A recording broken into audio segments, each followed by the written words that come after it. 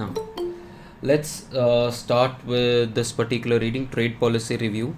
Now, if you go through this reading, the first 2-3 pages are very generic in nature. You don't need to know about all of this unless you are a civil services aspirant, and even if you are a civil services aspirant, this is something that you will anyways cover in Indian polity.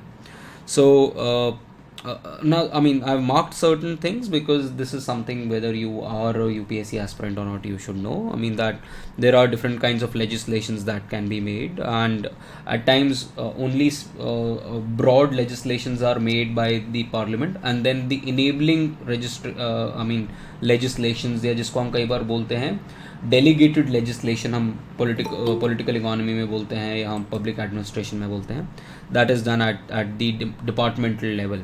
तो major parliament law बना देता है, but rules, notifications, ये सारी जो regulations है ministries बनाती हैं. और एक्चुअली में when you will get into, some of you will get into bureaucracy, you will get to know कि यहाँ पर सिविल सर्वेंट्स का बहुत ज़्यादा बड़ा रोल आता है, क्योंकि पार्लियामेंट एक ब्रॉड सिर्फ रूल्स और सेट ऑफ रूल्स और सेट ऑफ डोमेन्स बनाता है, बट अल्टीमेटली जो नोट्स हैं और जो नोटिफिकेशंस हैं, जो डिटेल्ड लेजिस्लेशन ऑन ग्राउंड है, वो ब्यूरोक्रेसी का काम होता है और गवर्नमेंट डिपार्टमेंट्स और मिनिस्ट्रीज का काम होता है.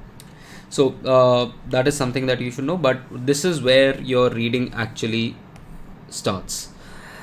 Now, this reading, let me give you a brief of this particular reading. This reading talks about multiple, first of all, you need to know WTO. अगर ये readings अच्छे से पढ़नी है तो you should actually also know WTO का background.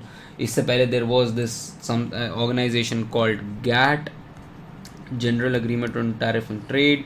उसके बाद WTO अग्रीमेंट आया था थ्रू माराकेश अग्रीमेंट, और उसके बाद WTO के अंदर कैसे कैसे डिफरेंट नॉर्म्स आए हैं, डिफरेंट अग्रीमेंट्स आए हैं, that you should no, but that is something in general. Let's not get into all of that detail.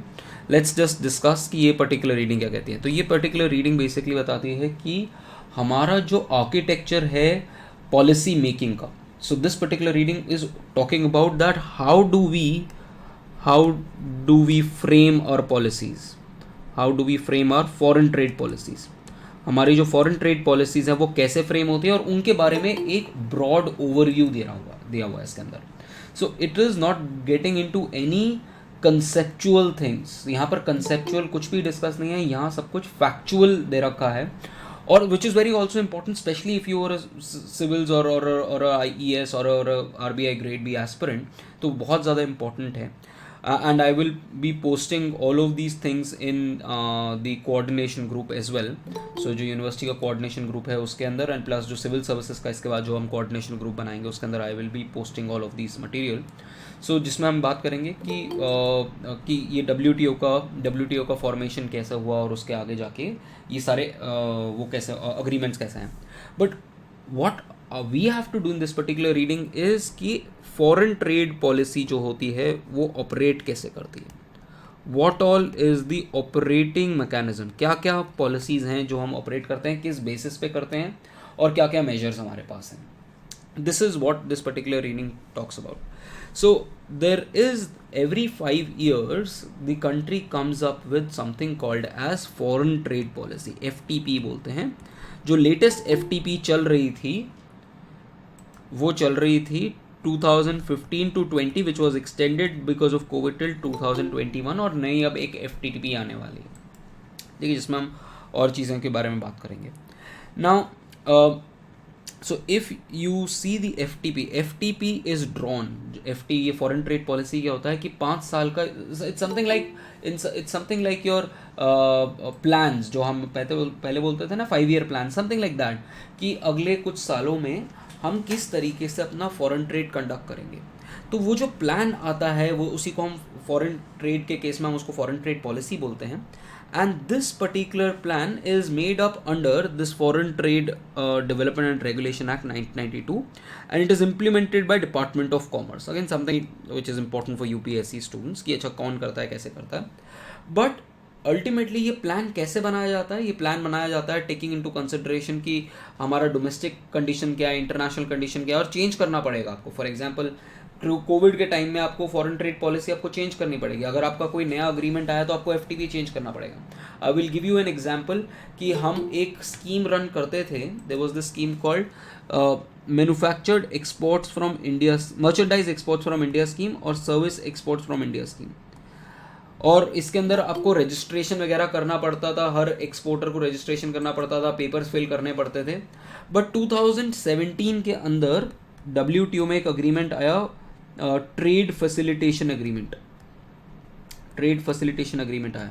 उसके अंदर बात हुई कि आपको अपना जो ट्रेड है वो पेपरलेस करना है और ऑनलाइन करना है. तो उसकी वजह से ये जो अपने पेपर वर्क का काम फैलाया हुआ था इसके अंदर MES में और SEIS में, ये सब कुछ आपको रिमूव करना पड़ा. तो हमने ये पॉलिसीज़ फिर जाके चेंज करी कि ये पॉलिसीज़ जो हैं वो हमें चेंज करनी पड़ेंगी, क्योंकि अब WTO के अंदर एक नया एग्रीमेंट आ गया, trade facilitation agreement. I am just giving you an example कि किस तरीके से you have to be nimble footed. ऐसा नहीं है कि जो 5 साल आपने पॉलिसी बना ली वही फॉलो होंगी. You have to change to और accommodate to the conditions that you have. अब जैसे अगर कोविड आ गया है तो कोविड के बिकॉज ऑफ कोविड आपका एक्सपोर्ट और इम्पोर्ट मार्केट्स पे बहुत इम्पैक्ट पड़ा है 2020 में. Then how do you revive that? So you need to make some changes. So all of those changes can be done in this foreign trade policy by Ministry of Commerce. Now यहाँ पर ये सारे के सारे acts हैं. You don't need to know all of these, but if you want to have a glance over it, you can. कि ये acts हैं different areas के अंदर जिनके अंदर Government of India foreign trade को regulate करती है. Apart from that, foreign trade के लिए you have expert bodies as well and you have consultative expertise as well. हम कंसल्टेशन किस किस से करते हैं? हम बहुत इंपॉर्टेंट बॉडी है director general of foreign trade, DGFT, जो गवर्नमेंट को काफ़ी पॉलिसी एडवाइस देती है कि किस तरीके से आपकी फॉरेन ट्रेड पॉलिसी होनी चाहिए. Tariff commission is there. Then you have, apart from that, you have NITI Aayog and you have institutions like IIFT जो आपने सुना होगा. So and then you have this commerce क्या कहते हैं policy tanks, think tanks like your FICCI हो गया और आपका confederation of Indian industry CII हो गया. So all of these are basically also consulted to formulate your foreign trade policy and to make changes into these policies as and when required. Now, just a second, guys. Yes, guys. So now come to your trade policy objectives of the FTP that you have this particular the 2015-2021. Now this particular FTP had its aim कि India का जो share है global exports के अंदर वो increase करना है आपको 2% from 2% in 2015 to 3.5% in 2020. Of course no one had thought about COVID at that point of time. और गवर्नमेंट को अपनी स्कीम्स जो हैं और पॉलिसी मेजर्स उस तरीके से इम्प्रूव करना है कि उसका मेक इन इंडिया प्रमोट हो पाए.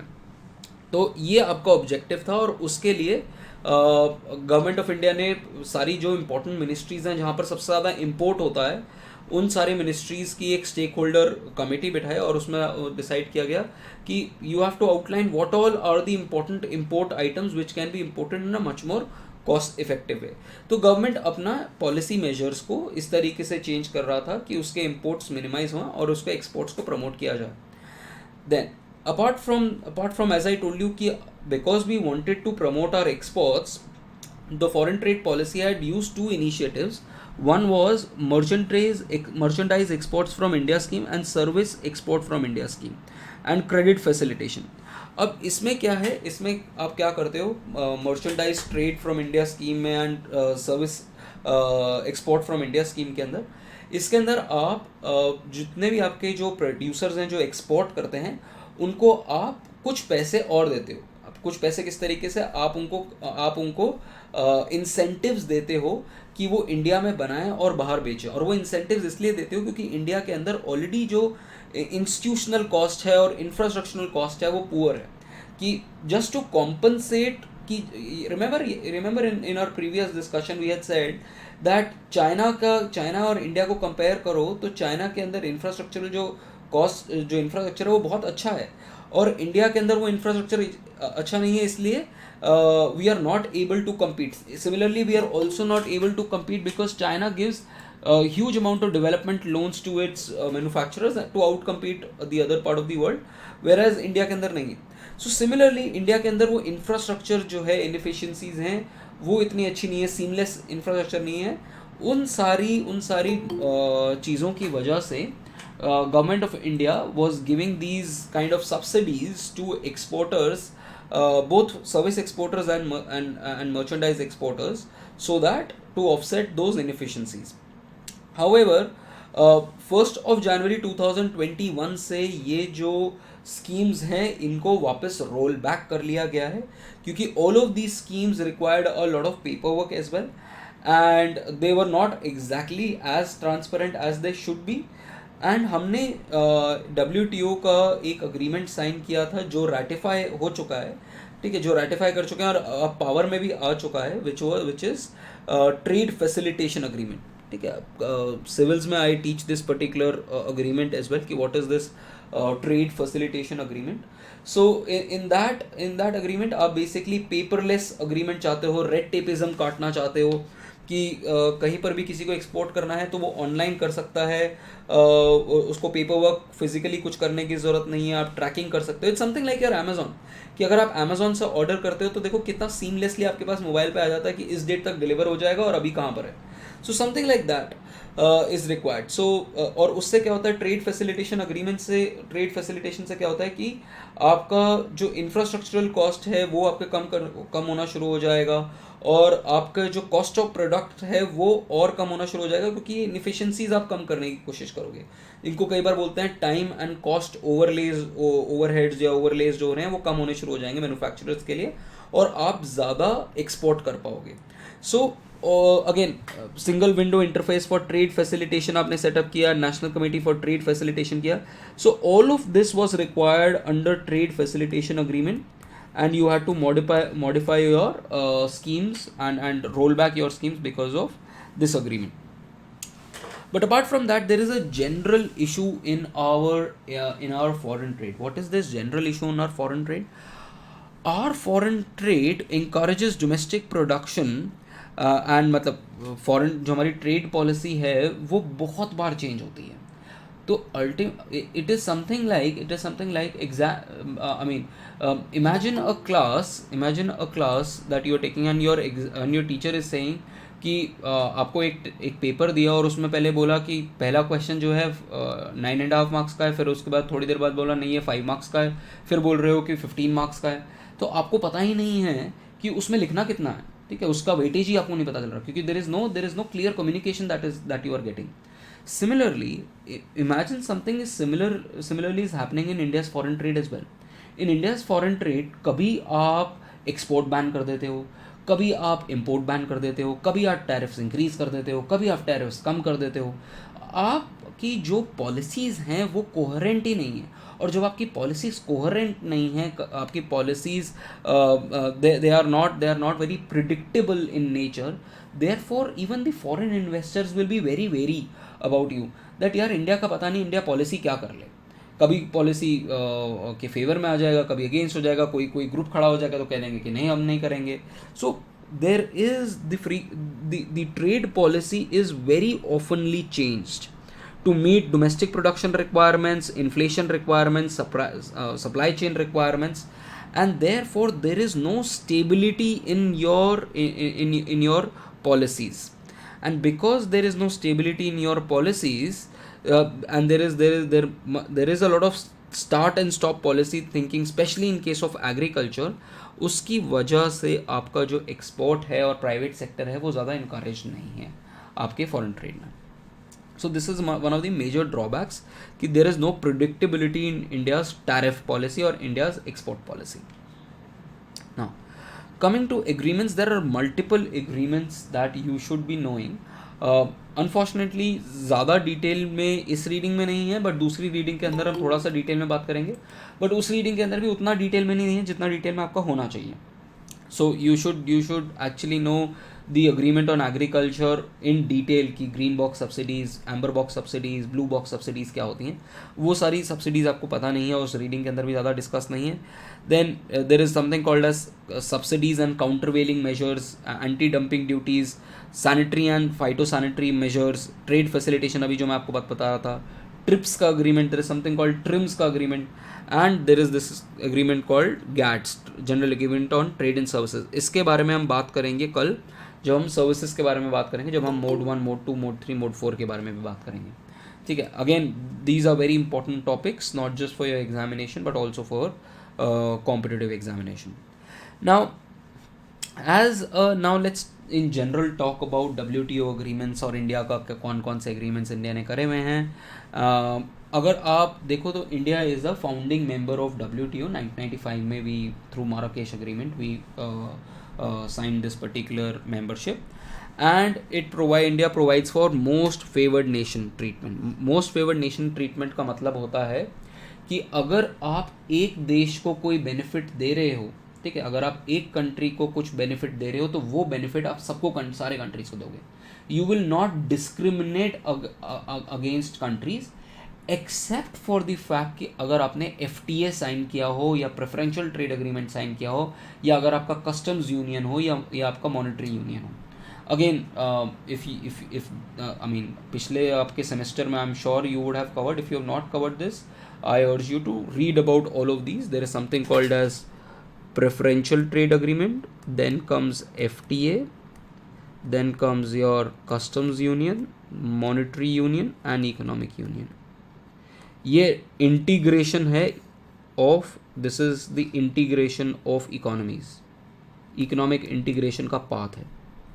आपका मॉनेटरी यूनियन का और इकोनॉमिक यूनियन का एग्जांपल यूरो जोन है, जिसके अंदर आपकी फिजिकल पॉलिसीज़ भी काफ़ी हद तक कोऑर्डिनेटेड हैं और आपकी सारी कंट्री का सेम ही सारी 19 कंट्रीज़ का सेम ही करेंसी है विच इज़ यूरो. ठीक है. तो European Union and euro zone में भी फ़र्क है guys. European Union is much larger. आपका जो यूरो जोन है वो छोटा है. यूरोपियन यूनियन में अराउंड 27 कंट्रीज़ हैं, इसके अंदर 19 कंट्रीज़ हैं. ठीक है. So you need to in general you should know about all of this. So ये मोस्ट फेवर्ड नेशन क्या कहता है? मोस्ट फेवर्ड नेशन कहता है कि जो आप बेस्ट जो आप कर रहे हो एक कंट्री के साथ, सपोज हम श्रीलंका के साथ वीट पे 20% का टैरिफ रखते हैं, तो वो 20% का टैरिफ आपको सबके साथ रखना पड़ेगा, आप डिस्क्रिमिनेट नहीं करोगे.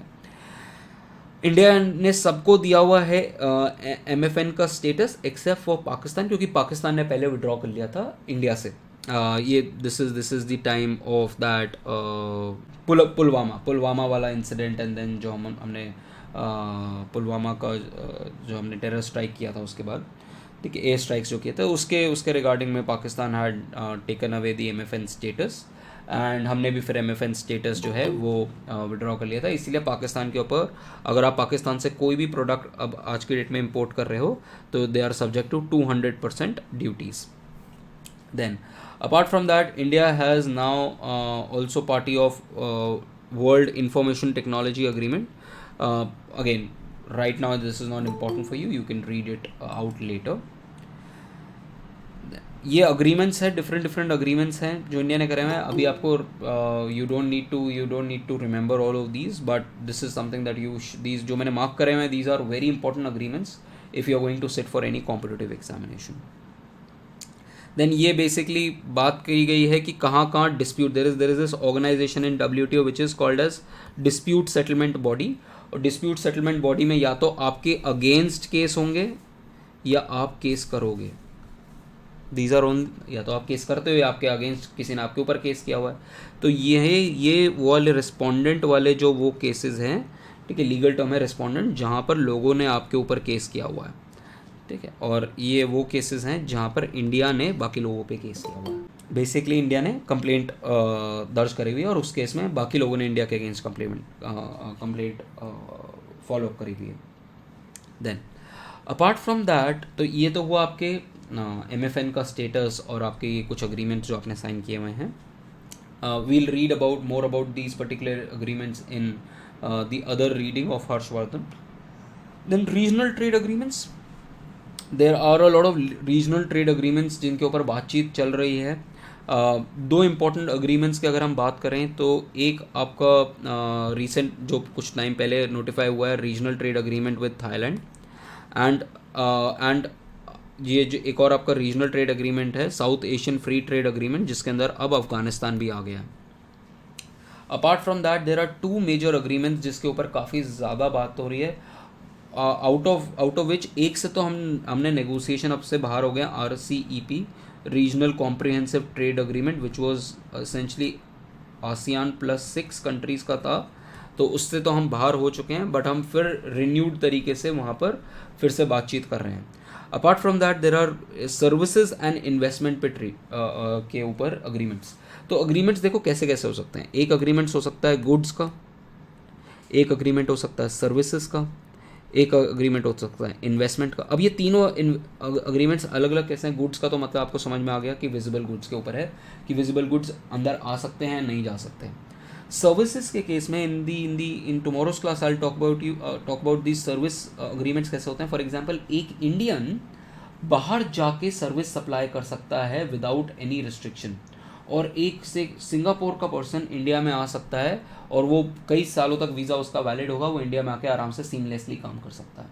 It is something like your Schengen. अगर आपने सुना हो शेंजन का, अगर आपके पास कार्ड हो तो आप मल्टीपल कंट्रीज़ में सुबह बैठे हो एक कंट्री में, शाम को दूसरी कंट्री में काम करने जा रहे हो, उसके बाद दोपहर में किसी कंट्री में काम करने जा रहे हो, तो seamlessly you are operating within different countries. ठीक है. और आपकी सब्सिडरी किसी और कंट्री की सब्सिडरी आपकी कंट्री में खुल रही है, आपकी सब्सिडरी किसी और कंट्री में खुल रही है. सो all of the service related agreement जो हैं वो इसके अंदर आते हैं. देन इन्वेस्टमेंट रिलेटेड अग्रीमेंट्स कैसे होते हैं. बायलैटरल इन्वेस्टमेंट ट्रीटीज जैसे होते हैं. फॉर एग्जांपल कि अच्छा अगर कोई डिस्प्यूट हुआ बायलैटरल, सपोज दो कंट्रीज़ के बीच में कोई एग्रीमेंट हुआ और उसके बीच में कुछ इन्वेस्टमेंट के बीच में डिस्प्यूट हुआ, तो वो डिस्प्यूट रिजॉल्व कैसे होगा. ठीक है. या किसी कंपनी का किसी कंट्री के साथ अग्रीमेंट हुआ. So good example that you can may be later on visit is Dewas versus अंतरिक्ष. तो देवास वर्सेज अंतरिक्ष. अंतरिक्ष इज इसरो का कमर्शियल सैटेलाइट आर्म, और देवास एक बाहर की फर्म है जिसने बेसिकली अंतरिक्ष के साथ कुछ अग्रीमेंट किया था कि अच्छा आप हमारे कुछ सैटेलाइट छोड़ोगे, और फिर उसके बाद ये अग्रीमेंट नहीं हो पाया था, और फिर अल्टीमेटली इंडिया को कई $1 बिलियन देने पड़े इस कंपनी को as compensation because of this investment protection. तो ये आपके इन्वेस्टमेंट को कैसे प्रोटेक्ट करना है, कोई अगर प्रॉब्लम आएगी तो उसको कैसे आप सेफगार्ड करोगे. So these are the 3 major kinds of agreements that are signed. अब हमारा गुड्स का अग्रीमेंट तो आसियान के साथ अभी गो थ्रू नहीं हो रहा, तो हमने कहा कि हम सर्विसेज और इन्वेस्टमेंट के ऊपर अग्रीमेंट्स कर सकते हैं, एक आसियान के साथ और दूसरा Asia Pacific trade agreement. ASEAN के साथ ये मैंने बताया ना, GATS general agreement on trade in services के ऊपर professional services, computer related services, telecom, health services, tourism के ऊपर काफ़ी सारी बातचीत चल रही है. And similarly you have this APTA के साथ फ्रेमवर्क अग्रीमेंट चल रहा है on investments and promotion of services. As I told you, India declared that it will not sign the regional comprehensive agreement with वो ASEAN +6 में India भी आता है, बट अभी वो 5 है क्योंकि इंडिया नहीं है अभी यहाँ पर. ठीक है. And apart from that there are other agreements that we are trying to negotiate. एक EU के साथ कर रहे हैं, एक हम GCC के साथ कर रहे हैं, और कुछ इंडिपेंडेंट कंट्रीज़ के साथ भी कर रहे हैं. Then you have something called as preferential trade agreements. Preferential trade agreements जो होता है वो होते हैं कि अच्छा आपको आपकी कमोडिटीज़ के ऊपर, आपके कुछ कमोडिटीज़ के ऊपर हम कम टैरिफ लगाएंगे या टैरिफ नहीं लगाएंगे. तो कई कंट्रीज़ के साथ हमारा ये प्रेफरेंशियल ट्रेड अग्रीमेंट है. On one of the main sources of getting benefit, India being a developing country, is general system of preferences GSP, जिसमें बाकी सारी कंट्रीज़, डेवलपिंग कंट्रीज़ जो डेवलपिंग कंट्रीज़ होती हैं उनके प्रोडक्ट्स पे कम टैरिफ लगाती है, टैरिफ नहीं लगाती है. ठीक है. This is called as GSP. और इंडिया के प्रोडक्ट्स को GSP मिलता है, कम टैरिफ लगता है. ऑस्ट्रेलिया के अंदर, कनाडा के अंदर, यूरोपियन यूनियन, इन सारी कंट्रीज़ के अंदर कम टैरिफ लगता है. अंडर अंडर ट्रम्प क्या कहते हैं, इंडिया, ये यूएस ने हमसे जीएसपी के जो प्रेफरेंसेस हैं वो टर्मिनेट कर। Then apart from that India also provides, there is something called DFQF, duty free quota free access देते हैं। तो जैसे डेवलपिंग कंट्रीज़ को डेवलप कंट्रीज़ या बाकी सारी कंट्रीज़ प्रेफरेंशियल ट्रीटमेंट देती है because of the fact that हमारी कंट्री में बहुत पुअर लोग हैं और हमारा कंट्री डेवलपिंग है। सिमिलरली हम जो बाकी लीस्ट डेवलपिंग कंट्रीज़ हैं उनको हम फ्री, ड्यूटी फ्री, मतलब उनके जो प्रोडक्ट्स हैं, फॉर एग्जांपल सीरा लियोन से कोई प्रोडक्ट आ रहा है या प्रोबेबली इससे बुकीना फासो से कोई प्रोडक्ट आ रहा है या चैड या माली से कोई प्रोडक्ट आ रहा है, तो उसके ऊपर हम कोई टैरिफ नहीं लगाएंगे। This is called as DFQF, duty free quota free access. और ये 2005 की मीटिंग हुई थी WTO की, जो बहुत इंपॉर्टेंट मीटिंग है वैसे। हांगकांग की एक मीटिंग है और उसके बाद एक बाली की मीटिंग है 2013 की। ये दो मीटिंग्स बहुत ज़्यादा इंपॉर्टेंट है। अभी आप एग्जाम के लिए नहीं करोगे, but in general I am just telling you. So उसके अंदर 2005 की मीटिंग के अंदर हांगकांग के अंदर डिसाइड किया गया ये DFQF के ऊपर कि हम क्या कहते हैं, जो प्रोडक्ट्स हैं उसके ऊपर, जो लीस्ट डेवलपिंग कंट्रीज़ के प्रोडक्ट्स हैं उन पर टैरिफ नहीं लगाएंगे, और सारी कंट्रीज़ ने इसको माना था। और इंडिया आज की डेट में भी कंप्लीट एक्सेस देता है लीस्ट डेवलपिंग कंट्रीज़ को in terms of access to your market. Then apart from that investment, जो मैंने आपको बताया कि तीसरी चीज़ क्या होती है, इन्वेस्टमेंट। अब हमने हमारे यहाँ पर हमने नया कंपनीज एक्ट बनाया था 2013 में, जो बेसिकली डोमेस्टिक फर्म्स पे भी अप्लाई करता है और फॉरेन फर्म्स पे भी अप्लाई करता है। और दिस इज़ बेसिकली, अब फॉरेन फर्म है तो उसकी ऑडिटिंग कैसे होगी, उसका अकाउंटिंग मेजर कैसे होगा, तो उस सारी चीज़ों को रखने के लिए अब you have this ministry of corporate affairs, जो बेसिकली ये सारी रजिस्ट्रेशन जो है इलेक्ट्रॉनिकली रखता है कि आपने सारे रूल्स एंड रेगुलेशंस माने हुए हैं कि नहीं माने हुए हैं। Then within this investment, कुछ सेक्टर्स ऐसे हैं जैसे अगर बाहर की किसी कंपनी या प्राइवेट कंपनी को अगर किसी एरिया में जाना है, so this becomes extremely important. ठीक है, सो आई वुड, और जो लोग सिविल्स देने वाले हैं ये पैराग्राफ 100% अपना उसमें याद रखें, क्योंकि बहुत सारी बुक्स में जो आप मार्केट में लोगे वो ये बुक्स अपडेटेड नहीं होंगी या गलत दे रखा होगा। This is a WTO paper, WTO की रीडिंग सही है, this is exactly true. India के केस में आज की डेट में 4 ऐसी इंडस्ट्रीज़ हैं जहाँ पर कंपल्सरी लाइसेंसिंग है। उसके अलावा किसी भी एरिया में आपको लाइसेंस लेने की ज़रूरत नहीं है।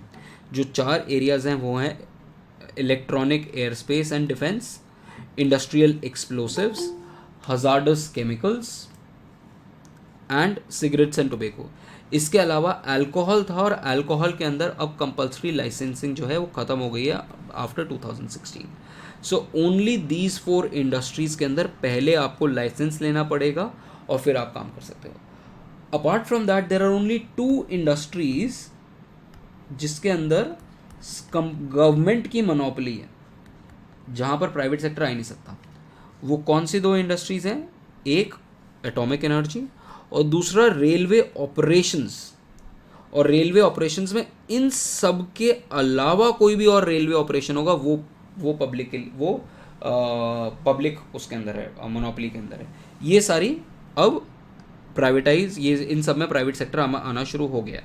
ठीक है, फॉर एग्जांपल आप जापान के साथ हम हाई स्पीड रेलवे बना रहे हैं, मास ट्रांसपोर्टेशन सिस्टम्स हम जापान के साथ ऑलरेडी शुरू कर चुके हैं, ये डेडिकेटेड फ्रेट कॉरिडोर्स में यूके का भी हेल्प ले रहे हैं। सो यहाँ पर प्राइवेट सेक्टर आ चुका है, बट इसके अलावा रेलवे ऑपरेशंस के अंदर इन एरियाज़ के अलावा गवर्नमेंट की मोनोपोली है। जैसे for example, to give you an example of railway booking के अंदर IRCTC है जो गवर्नमेंट ऑफ इंडिया की है। ठीक है, कंप्लीट मोनोपोली। फॉरेन इन्वेस्टमेंट, अब फॉरेन इन्वेस्टमेंट कैसे आती है, तो अभी हमने इन जनरल उसके बारे में बात करी कि कैसे इंडस्ट्रीज़ सेटअप है इंडिया के अंदर, कौन कौन सी इंडस्ट्रीज़ में कंप्लीट मोनोपोली और कौन कौन सी में लाइसेंस चाहिए। अब फॉरेन इन्वेस्टमेंट कैसे आती है? फॉरेन इन्वेस्टमेंट अगर कोई FDI लेके आना चाहता है इंडिया के अंदर, तो it is implemented by this department of promotion of industries and internal trade under ministry of commerce. And then अब हम एफडीआई, अगेन एफडीआई के बारे में बात करोगे तो एफडीआई कौन से एरिया में खुला हुआ है और कौन से एरिया में नहीं है. These are the areas in which FDI is prohibited. Again, a very important topic for civil services and other examination. Agriculture not included in table 2A. इसके नीचे मैंने नेक्स्ट ईयर में टेबल 2A लगाई हुई है, आपकी रीडिंग्स के अंदर नहीं है. So if you are going for any competitive exam, make sure you read that table as well. Then lottery business के अंदर, गैम्बलिंग के अंदर, chit funds, Nidhi companies, real estate business, cigarettes and cigars and atomic energy and railway operation, जो अभी हमने बात करी. इनमें एफडीआई अलाउड नहीं है. बाकी सारे एरियाज में एफडीआई अलाउड है. कई एरियाज में एफडीआई किस तरीके से अलाउड होता है कि आपको कुछ परसेंटेज अलाउड है. फॉर एग्जांपल अगर आप इंश्योरेंस के बारे में बात करो तो इंश्योरेंस में 49% इंश्योरेंस है, 49% एफडीआई है. 49% एफडीआई का मतलब क्या हुआ कि आपकी अगर कोई फॉरेन की फर्म आएगी तो वो 49% पार्टनर बन सकती है, 51% पार्टनर जो है वो डोमेस्टिक होगा. तभी आप देखते हो कंपनीज लाइक टाटा, एआईजी बाहर की कंपनी है, टाटा इंडियन कंपनी है. आईसीआईसीआई, लोम्बार्ड बाहर की है, ICICI India. So in case of insurance 49% FDI allowed है. तो और कई जगहों पे एफडीआई जो है आपका 100% अलाउड है, कई जगहों पे 74% अलाउड है, कई जगहों पे 49% अलाउड है. एंड कई बार कुछ इंडस्ट्रीज़ ऐसी हैं जहाँ पर आपको एक बार इन्फॉर्म भी करना पड़ सकता है टू गवर्नमेंट ऑफ इंडिया कि ऑटोमेटिक रूट नहीं है. कई बार FDI also comes in to 2 routes, automatic route and approval route. Automatic route जो है वो है कि आप सीधा आके इंडिया में इन्वेस्ट कर दो और काम शुरू कर दो. अप्रूवल रूट कई बार अगर आप बहुत ज़्यादा इन्वेस्टमेंट लेके आ रहे हो तो उस केस में गवर्नमेंट कहती है कि एक बार हमें बस एक बार बता दो, we will go through the project and within a week we will let you know कि if you are good to go with your particular project. Investors must file their proposals with FTI facilitation portal with DPIIT and then within a week. अब ये तो ministry of commerce के अंदर है, तो ministry जो है वो उस पर्टिकुलर, फॉर एग्जांपल आपने इन्वेस्ट करना एग्रीकल्चर के अंदर, तो एग्रेरियन मिनिस्ट्री के साथ मिलके एक हफ्ते के अंदर आपको डिसीजन बता देंगे. और एडिशनली अगर आप 5 बिलियन रुपीज़ से ज़्यादा अगर आप इन्वेस्ट कर रहे हो तो आपको cabinet committee on economic affairs जो है वो एक बार प्रपोजल को अंडरस्टैंड करेगा और विद इन अ वीक उस प्रपोजल को पास कर देगा. So this is how your FDI takes place. FDI का जो आर्किटेक्चर है वो इस तरीके से अप्रूवल है mechanism. As I told you कि इसके अंदर एनालिसिस कुछ नहीं है, इसके अंदर सब कुछ फैक्चुअल है कि किस तरीके क्या आपके मेजर्स हैं और किस तरीके से पॉलिसीज़ बनती हैं इंडिया के अंदर. देन इन्वेस्टमेंट इंसेंटिव्स के लिए गवर्नमेंट ऑफ इंडिया ने बहुत सारे इंसेंटिव्स दिए हुए हैं. There is something called as SEZ, export special economic zones, export oriented zones हैं. मेक इन इंडिया की आप पॉलिसी ला चुके हो. Then you have national investment and manufacturer zones and then you have national manufacturing policy. Apart from that आपने बहुत ज़्यादा ये जो नेशनल मैन्युफैक्चरिंग जोन और SEZs हैं उसके अंदर आपने टैक्स एग्जेम्पशन दिया हुआ है 10 सालों के लिए कि अच्छा आप आके इंडिया के अंदर ये SEZ के अंदर प्रोड्यूस करो और आपका जो टैक्स होगा हम 10 साल तक आपका टैक्स नहीं लेंगे, तो because you are going to export your commodity. So these are also ways through which the government is trying to increase the investment in the country.